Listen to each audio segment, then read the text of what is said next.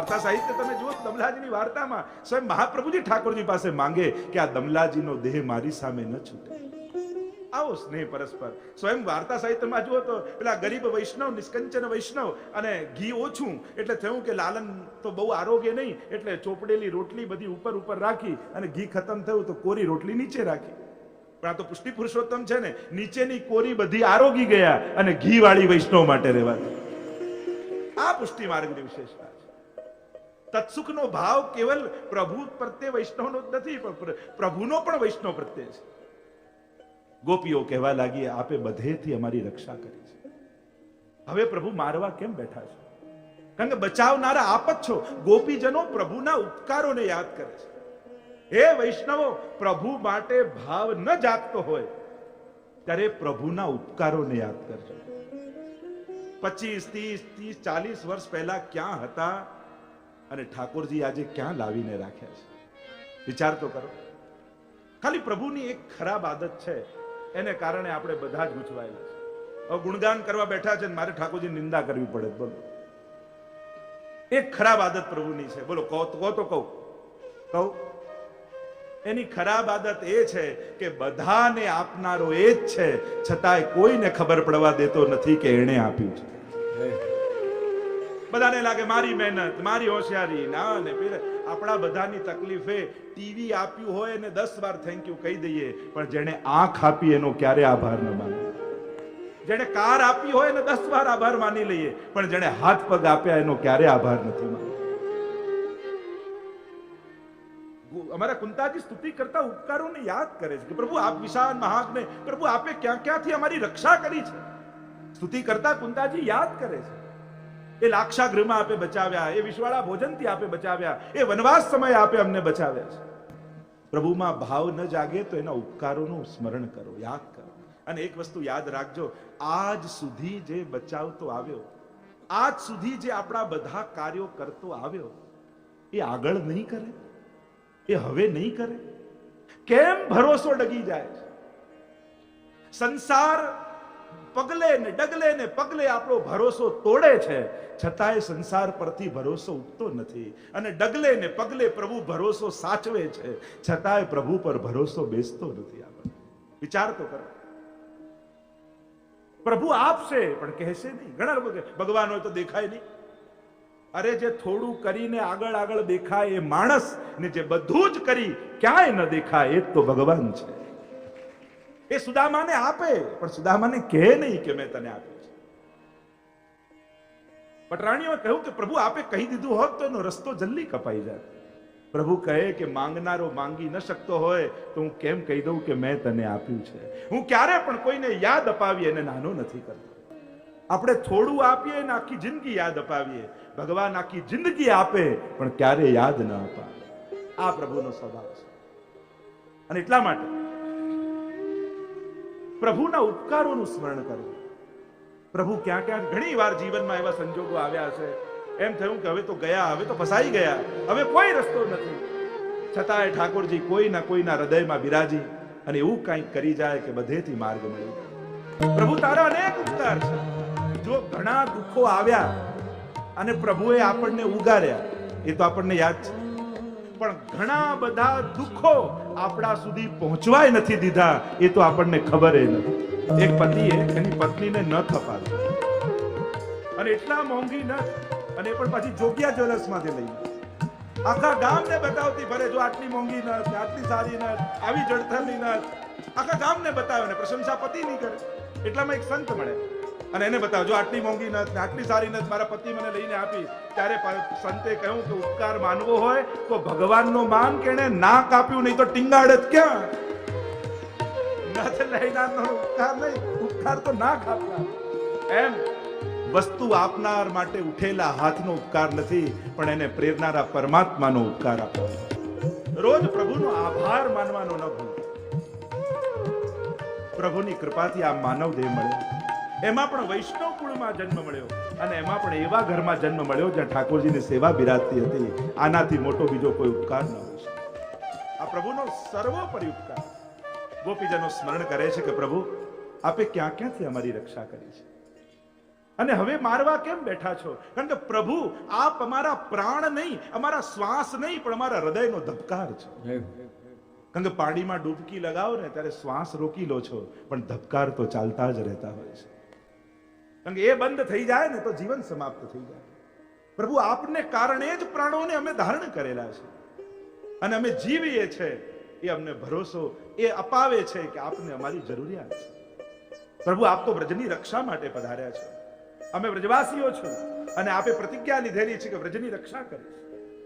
આપ અમારા ઉપર કરુણા કરવા પધાર્યા છો, તો પ્રભુ મારવા કેમ બેઠા છો?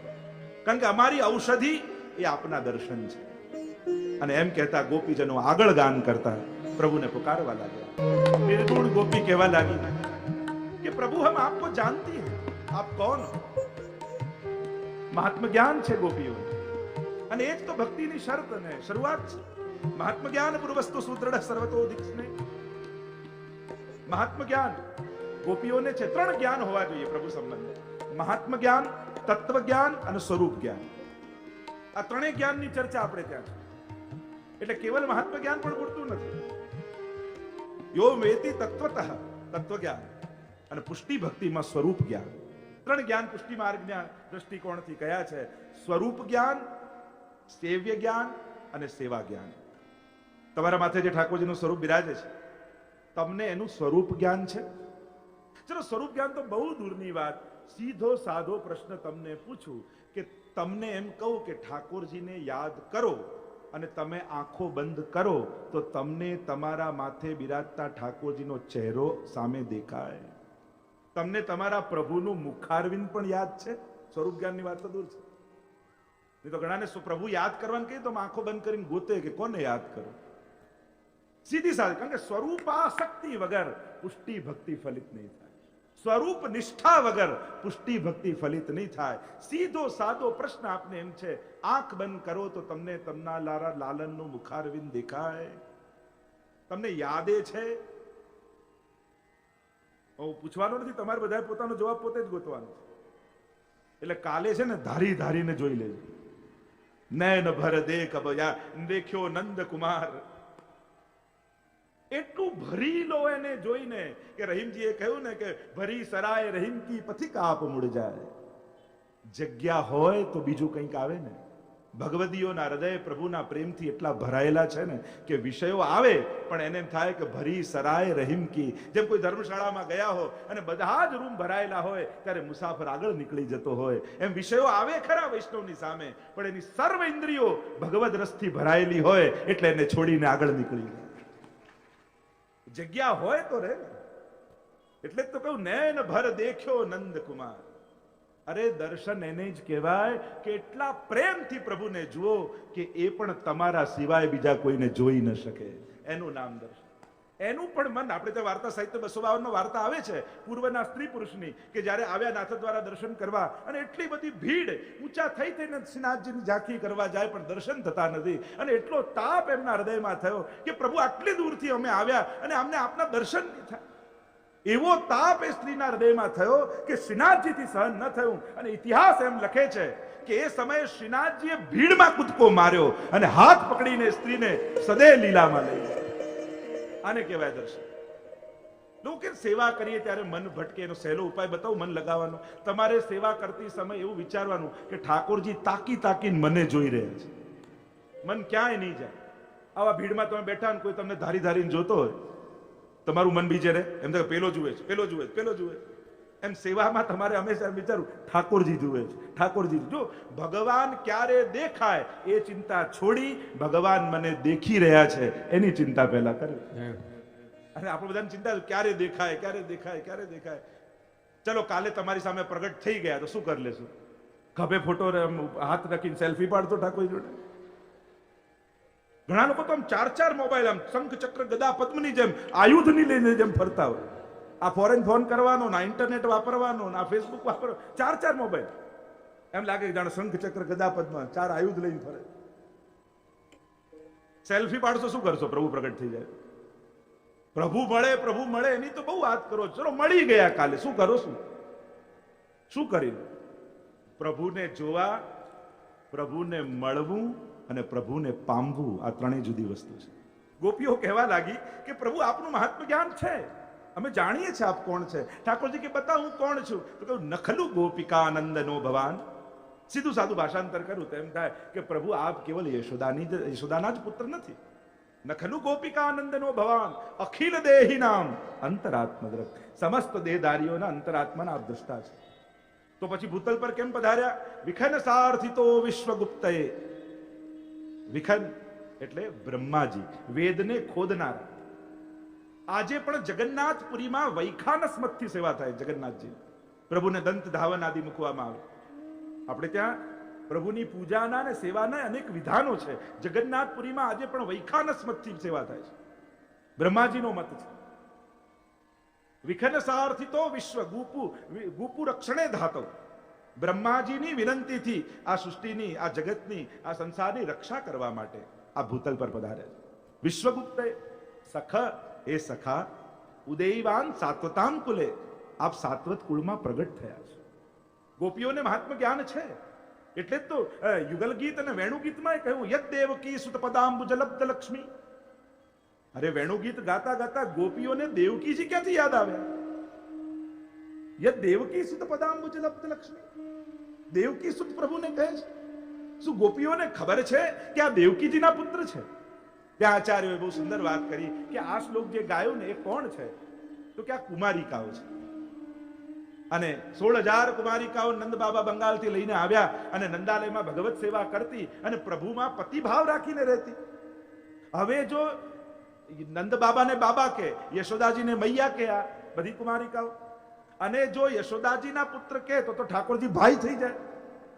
અને એટલા માટે કુમારિકાઓ કહે યદ દેવકી સુત પદાંબુજ લબ્ધ. અમને ખબર છે આપ યશોદાજીના નહીં, આપ તો દેવકીજીના પુત્ર છો, એટલા માટે આપ અમારા પતિ છો. ગોપીઓને મહાત્મ જ્ઞાન છે. નખલુ ગોપિકા નંદનો ભવાન. અને ત્રણેયની વાત કરી. એ ભલે ગોકુલમાં પ્રગટેલા પ્રભુ હોય, મથુરામાં પ્રગટેલા પ્રભુ હોય કે દ્વારિકામાં બિરાજતા પ્રભુ હોય, ત્રણેયની વાત કરી. એ અવતારી પ્રભુ હોય, પૂર્ણ પુરુષોત્તમ હોય કે દ્વારિકાનો નાથ હોય, જગત પિતા હોય, જગતનો નાથ હોય, ત્રણેયનું સ્મરણ અહીંયા કર્યું છે. નખલુ ગોપિકા નંદનો ભવાન. યશોદાજીના નંદનો ભવાન, નંદનંદન. પણ શું કહ્યું?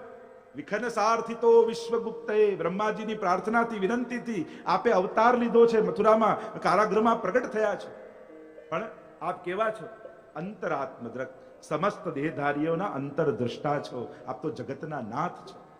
આ ત્રણેયનું જ્ઞાન ગોપીઓને છે. આ નિર્ગુણ ગોપીઓ છે. અને એટલે કહ્યું કે પ્રભુ આપ કેવલ યશોદાનીના પુત્ર નથી. આપ કોણ છો? આપ બ્રહ્માજીની વિનંતી. જો 3 વસ્તુ છે. ઘણી વાર લોકો એમ કે હિન્દુ ધર્મ 33 કરોડ ભગવાન. ખોટી વાત છે. અમુક મિથ, અમુક બધી ઘણી ખોટી ધારણાઓ આપણે ત્યાં છે. ઘણા લોકો ગમે તેને ભજો જવાનું તો એક જ ઠેકાણે છે ને. કોણે કહ્યું એક ઠેકાણે જવાનું? કયા શાસ્ત્રમાં લખ્યું છે કે ગમે તેને ભજો બધા એક જ ઠેકાણે જવાનું? આ અશાસ્ત્રોક્ત વાત છે. ભગવદ ગીતામાં ભગવાન એમ કહે છે કે જેને ભજો એને પામું છે, અને મને ભજનારો મને પામે છે. એટલે કે 3 ભેદ સમજવા જરૂરી છે. દેવતા, અવતાર અને અવતારી. આ 3 ભેદ ન સમજવાને કારણે આપણને એમ થાય કે આટલા બધા ભગવાન. દરેક શાસ્ત્ર એમ કહે છે કે બ્રહ્મ એક જ છે. એકોહમ બહુશ્યામ પ્રજાએ. બ્રહ્મ એક છે, પરમ તત્વ એક છે. પણ પછી ઘણા અવતારો છે અને ઘણા દેવતા અને દેવીઓ છે. આ ત્રણેયનો ભેદ છે. અને જેને ભજો, જેનો જેવો અધિકાર, ભગવાન તો કહે યો યો યામ યામ તરુમ ભક્ત શ્રદ્ધયાર્ચિતુમ ઇચ્છતિ તસ્ય તસ્યામ ચલામ શ્રદ્ધામ તામેવ વિદધામ્યહમ. જે જેને ભજે એમાં એની શ્રદ્ધા હું દ્રઢ કરું છું. પણ મને પામવા માટે મને ભજનારો હોવો જોઈએ. એટલે મહત્વની વસ્તુ એ તમારે પામવું કોને છે. જેને પામવું છે એને ભજો. સીધી સાદી વાત નીકળી છે તો આટલી વાત ચોક્કસ કહીશ. અન્યાશ્રય કરતા સકામ ભક્તિ લાખ દરજે સારી છે. માંગ્યા વગર નથી રહી શકતા તો પ્રભુ પાસે માંગી લો. પણ પ્રભુનો થઈ ગમે ત્યાં ઝોલી ફેલાવા જાય તો નામ પ્રભુનું ખરાબ થાય. અન્યાશ્રય કરતા સકામ ભક્તિ. ભગવાન તો આર્તો જિજ્ઞાસુ અર્થાર્થી જ્ઞાની ચ ભરતર્ષભ. અર્થાર્થીને પણ ભક્ત ભગવાન કહે છે, આર્તને પણ ભક્ત કહે છે ભગવાન. એને અભક્ત નથી કહેતા. પણ મહાપ્રભુજી કહે પ્રાર્થિત એવા તતકિંશા સ્વામ્યાભિપ્રાય સંશયાત. માંગીને પણ શું કરી લઈશ? ખાલી તું એટલું સાબિત કરે છે કે તને ભગવાનના નિર્ણય ઉપર ભરોસો નથી. જ્યારે તમને ભગવાનના નિર્ણય પર પૂર્ણ ભરોસો થઈ જાય કે પ્રભુ ક્યારે પણ મારું અકલ્યાણ નહીં વિચારે, પછી ભગવાનની ઈચ્છામાં ઈચ્છા ભળી જશે. એ તો લોકો તો માંગે એવું ને કે ભગવાનને ચક્કર આવી જાય. ઘણા કે હે પ્રભુ વરસાદ ના પડતા, હમણાં કપડા સૂકવ્યા છે. તારા કપડા પાછળ દુકાળ પડી જાય છે. અહીંયા લોકો એમ ઈચ્છે કે એના કપડા પાછળ ખગોળ ભૂગોળના ભગવાન નિયમો ફેરવી નાખે. હવે આવી પ્રાર્થના કરે પછી દુકાળ નહીં તો શું આવે? લોકોની માંગ એવી હોય છે કે પ્રભુને ચિંતા થઈ જાય, કરવું છે. માંગ્યા વગર નથી રહેવાતું, તો પ્રભુ પાસે માંગજો. પણ પ્રભુને છોડી ગમે ત્યાં ફાફા મારવા એ વૈષ્ણવનું કર્તવ્ય નથી. એ તો તમારા દરેક સમય સાથે છે. એ સુખના અંતમાં હોય કે દુઃખના અંતમાં કે દેહના અંતમાં હોય, શરણ કરવા યોગ્ય તો કેવલ ને કેવલ પુરુષોત્તમ છે. ભાગવતજીમાં એવી કથા કહેતા હોય, ભાગવતજીમાં નથી ભાઈ, અન્ય પ્રસંગોમાં એમ કહેતા હોય કે જયારે ઉત્તરા અભિમન્યુની પત્ની પરણીને આવી અને પહેલી ઘરમાં આવી, ત્યારે દ્રૌપદીએ કહ્યું કે બેટા તું પહેલી વાર ઘરમાં આવે છે અને ઘરે આવે છે તો પહેલા પગે કોને લાગીશ? ઉત્તરાએ કહ્યું ઘરમાં જે મોટું હોય એને પહેલા પગે લગાય. દ્રૌપદીએ કહ્યું બતાવો બેટા આપણા ઘરમાં મોટું કોણ? અરે કુંતાજી મોટા છે, યુધિષ્ઠિર મોટા છે, ભીમ, અર્જુનજી, આ બધા જ ઘરમાં મોટા છે. કારણ કે અર્જુનના પુત્ર અભિમન્યુ ને એની પત્ની ઉત્તરા છે. અને જયારે બધાના નામ ગણાવ્યા ને ત્યારે દ્રૌપદીએ કહ્યું બેટા આ કહેવાતા બધા મોટાઓને મેં જોઈ લીધા છે. જ્યારે યુદ્ધ ક્રીડામાં મારા ચીર ખેંચાતા હતા અને ભર સભામાં એક સ્ત્રીનું અપમાન થતું હતું, ત્યારે આ કહેવાતા બધા મોટા પાસે હું ગઈ હતી, પગે પડી હતી. ત્યારે બધા જ માથું નીચે નમાવીને બેસી ગયા હતા. અને ત્યારે મારો દ્વારિકાનો નાથ દોડતો આવેલો. જીવનમાં વિપત્તિ આવે સંસારી પાસે ન જતી, ભગવાનનું શરણું લે. અને એટલા માટે જ્યારે બ્રહ્માસ્ત્ર અશ્વત્થામાએ છોડ્યું ત્યારે કોઈ સંસારીનો પુકાર ન કર્યો. પાહી પાહી મહાયોગિન દેવ દેવ જગતપતે નાન્યમ ત્વદભયમ પશ્યે યત્ર મૃત્યુ પરસ્પર. ભગવાનને પુકાર કર્યો ઉત્તરા, અને પ્રભુ પધાર્યા છે. અને એટલા માટે સંસારના દુઃખોને દૂર કરવા માટે સંસારી પાસે ન જતા. ભગવાન એકમાત્ર એવા છે જે દુઃખ હરતા છે, દુઃખને હરનારા એ છે.